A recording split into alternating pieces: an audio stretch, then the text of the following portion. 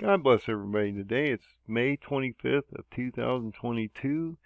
We're going to look at Isaiah's prophecy against Israel and how that might be affecting us today. I saw an event today in the news that I believe might be playing out in real time, and Isaiah actually warned us about some of this. So let's look at this and see what Isaiah was trying to tell us and what he thought would happen at the last days between Egypt, Israel, and Turkey, and how that's going to affect us today, and how it's going to affect us as we move forward in the next few years.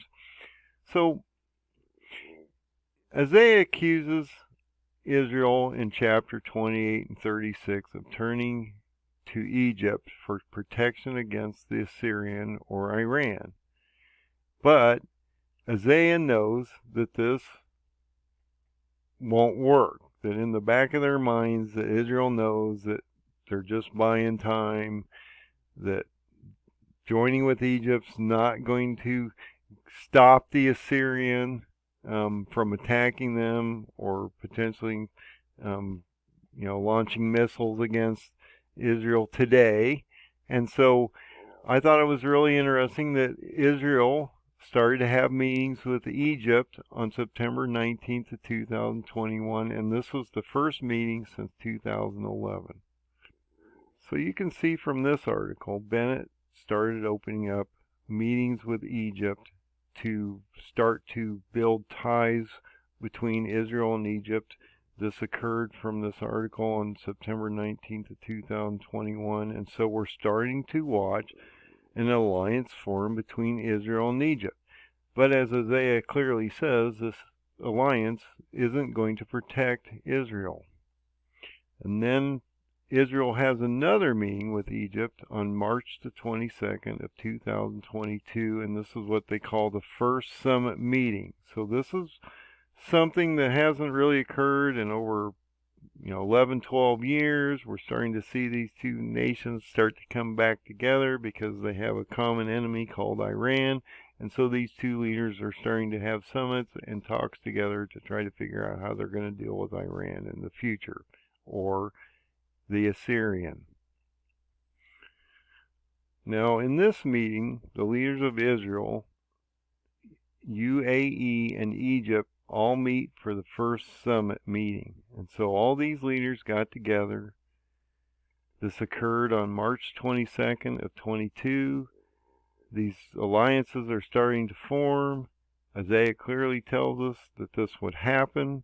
And I keep talking about these paradigms, or these past to future events, where past events that happened in the time of these prophets will reoccur in the future as we move forward today.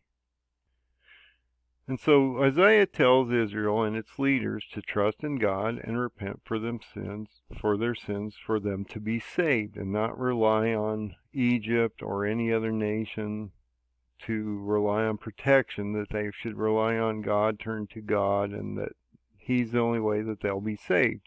But, of course, that doesn't happen. And Isaiah clearly tells us that as we move forward here. So in chapter 36 through 38, we see the rise of Hezekiah, the ruler of Israel. Now today that ruler would be Herzog, because he became the president of Israel on July 7th of 2021, and he is the 11th president since the forming of the nation of Israel in May 14th of 1948. So this is the 11th president. He's now taken position in the last year. This would have occurred prior to these two meetings. So Herzog was in place prior to the first two meetings of Egypt and them coming together. And so he was an integral part of this, because he would have been the one that would have allowed this meeting to occur. And so this would have occurred, as I said, prior to these two meetings. And the Syrian tries to attack Israel, also indicated by Isaiah that the Assyrian would try to attack the city. Now, Iran didn't attack the city of Jerusalem directly, but they did launch on December 24th of 2021. They launched 16 missiles against Israeli targets in Iraq. And one of the Iranian missiles, which was a new ballistic missile that they had just come up with, or that's what they said, was called the Great Prophet 17. So on this article, which was posted on December 24th of 2021, Iran fires ballistic missiles during drills in a warning to Israel, and this was basically through the Revolutionary Guard that is considered a terrorist group, through the global community, and this is the organization that Iran wants removed from the terrorist list so that we can get the Iranian agreement through Russia and the United States so that we can get cheap oil to try to reduce prices across the board globally. But I thought it was really interesting that this was a new ballistic missile that was fired against Israeli targets. Now, it wasn't the city. Like I say, there might be some discrepancy in comparison here. But that this missile that was launched during this exercise was called the Great Prophet 17. And so it's just interesting that we're talking biblical, we're talking Isaiah, we're talking about a missile launch against Israeli targets, and that one of the missiles that they just unleashed or had just come up with, invented, created, was called the Great Prophet 17. And this was launched against targets against Israel in Iraq itself. Now, Iran fires these ballistic missiles during these drills as a warning to Israel. That this was done through the Revolutionary Guard, which is the same group that's on the terrorist global list, and then on January 6th of 2022, Iran claims the new missiles they fired, called Great Prophet 17, forced Israel to halt their threats against Iran. So that's a similar thing that happened during Isaiah's time, where Hezekiah, or in this case would be the new president of Israel, humbled himself before God and he prays for divine deliverance, and the city is miraculously saved overnight. And in this case, Iran stopped attacking Israel after this as a threat to Iran is halted. And so we see a similar comparison, and I believe that this is what the Bible does a lot of times. It gives us a similar comparison from past to future so we can see how these things are starting to play themselves out as we move forward. So in chapter 39, Hezekiah, or Isaac Herzog, starts to fail in his presidency, or starts to fall in power. And I keep talking about how as Turkey drives the Kurds down and they align with Persia, we would see the destruction of Iran, and then they would then take that army or force to Egypt and then back to Israel. We would start to see this happen in the next couple of years. And it clearly says that Hezekiah, or Isaac Herzog, would then host a delegation from Babylon or Turkey. So in chapter 39, and like I said, you can go through this whole story from chapter 28 to where we are now in chapter 39, and we see this hosting of a delegation from Babylon or Turkey. And it's really interesting that today, on May 25th of 2022, we saw a meeting between the foreign minister of Israel and the foreign minister of Turkey today. And this was the last meeting between these two countries, Israel and Turkey, that's occurred 15 years. So neither of these nations, because they're nemesis from back in World War I during the Ottoman Empire, and how they, went against Israel, and during World War I, Turkey and the Ottoman Empire was destroyed, but hasn't totally gone away, and is the seventh kingdom of the history of the Jews. So if you get into that statement that there will be an eighth beast kingdom, we haven't got there yet. We're getting close. Okay, so we're in the seventh kingdom. The beast kingdom will happen in the eighth kingdom. We're in the Ottoman Empire, or the feet of the clay and iron. Okay, and so you need to understand where you are in time. The Roman Empire was the legs of iron. The feet of clay and iron mixed together is the Ottoman Empire. That was dissolved in World War I, but it really didn't go away because Erdogan wants to rebuild the Caliphate and the new Ottoman Empire, or the Neo-Ottoman Empire, which means new Ottoman Empire, by 2023, as he's indicated. So Hezekiah, or Isaac Herzog, is trying to make another alliance for protection, as he did with Egypt above. And so now he's not only forming an alliance with Egypt here, he's forming an alliance with Turkey here, which is the same thing that happened in Isaiah's time. And Isaiah hears about this, and he says, and he confronts Hezekiah.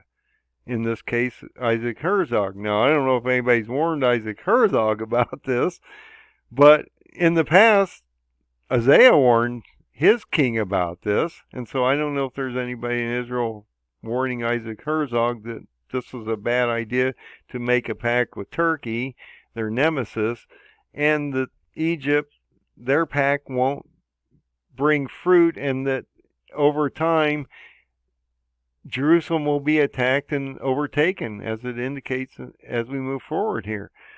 That this is a foolish thing to do, and Isaiah predicts that this ally Turkey will betray him someday. And I believe this is, I've talked about this many times. Turkey, Erdogan is the white horseman, is Gog of Ezekiel 38 and 39. That he is the first seal, and that all these nations will be destroyed on the sixth seal by the wrath of the Lamb, or Jesus, in Revelation 6:16. Then we have the half an hour, or the seventh seal, half an hour of silence, and then we hand out the seven trumpets, as indicated in Revelation 8:1 and 2. All seven seals are broken, half an hour of silence, hand out seven trumpets. So we are in the seals, and I indicate that here, that he, Turkey, will return as an enemy and destroy Jerusalem and its temple, just as it occurred back in Isaiah's time, in these chapters that we're talking about. That the people of Israel that would be taken into captivity and exiled into Babylon. And so think about what he's telling you here. Ezekiel 5:12 tells us that a third of the Jews will die from plagues and famine. God always does judgment the same way. He never changes. It's always by plagues and famine first. Then it's by the sword. And then there's a residue or remnant that always is removed or taken away or survives usually. So a third will die by plague or famine. A third will die by the sword, or Gog of Ezekiel 38 and 39, and a third will be removed to the hidden place in Jordan or Edom to be protected for the 1260 days between the signing of the treaty and the covenant or an abomination. So you'd have the signing of the treaty, you have abomination 3.5 years later, and so this would happen prior to this.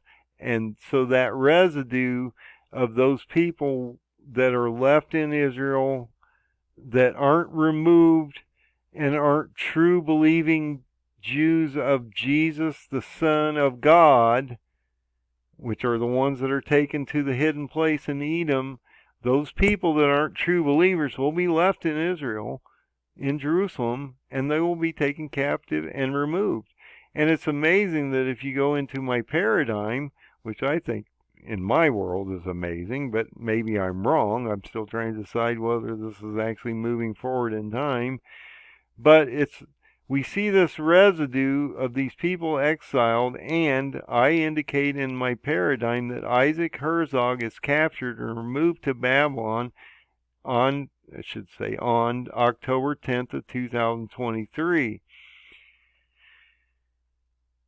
As Daniel 8 occurs in the next 6 to 8 months, and we see Turkey crush Iran when the Kurds join them, or the Medes and Iran or Persia join together. We would see the goat crush the ram or the two-horned ram. Once this occurs, this will then allow the Ottoman Empire to start to reform.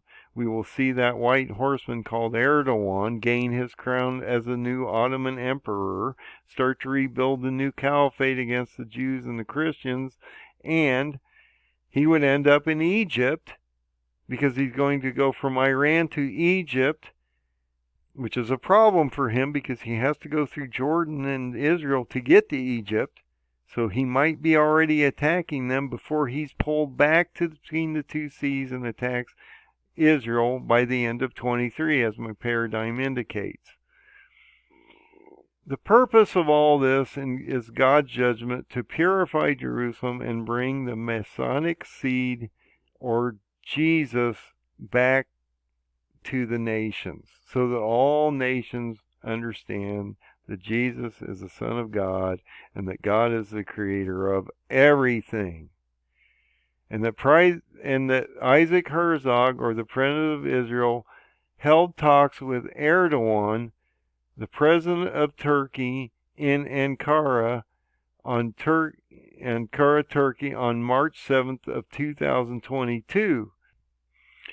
So we can see from this article on March 7th of 2022, both the President of Turkey and Israel got together to start to normalize relationships between these two countries. And this is what it tells us, is that Isaac Herzog, or the leader of Israel, would turn to two other nations called Egypt and Turkey,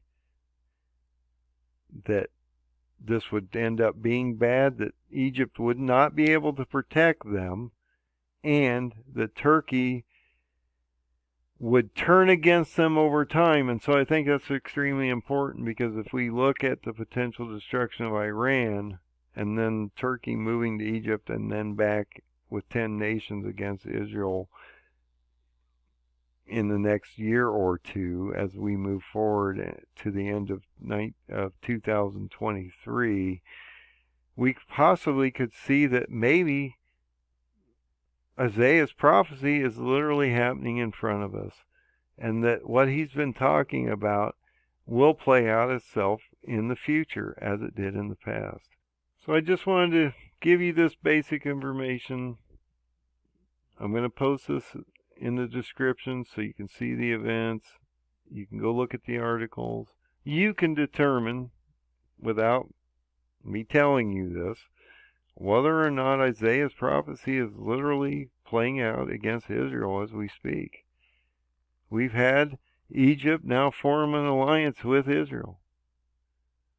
We've had Turkey now form an alliance with Israel today, on May 25th of 2022. And that Isaiah told us clearly that this would turn out bad, that Egypt would not be able to protect them because they'll be under attack themselves from Turkey, and that Turkey would turn against them in the future, and that this would play themselves out in the next few years as we move forward. And so, do these things run parallel from past to future? I've been saying for a while, yes, they do. That there's a paradigm that indicates exactly the roadmap that's coming up in front of us. Now, I don't have a crystal ball, and time will tell whether we see this play out. But in my world, and I've been talking about this and posting a lot about it, we need to watch Daniel 8. That if the Kurds or the Medes join Iran or Persia, we will see that nation Iran fall with the Kurds, as Daniel 8 clearly tells us, and this then would then start a transition into a Neo-Ottoman Empire with 10 full Muslim nations forming in the next few years, ending up in Egypt by the end of 22, beginning of 23, and that these 10 nations would end up in Israel, or moving from Egypt to Israel between the two seas by the end of 2023. So is this actually playing out in front of us? I think God always tells us before things happen. He already showed us what's going to happen. I think we need to see it. This will play itself out in a short period of time. Things are moving quickly. You need to find that open door. You need to find Jesus. He's the only way to the end of the story. Without the Son, you cannot get to heaven. It's required. There's no way around it. So to find the Creator, to get to heaven, you have to find Jesus. So find the open door. Find the Lord. Find the Son, the Lord Jesus. He's the only way to heaven. God bless everybody and have a great night.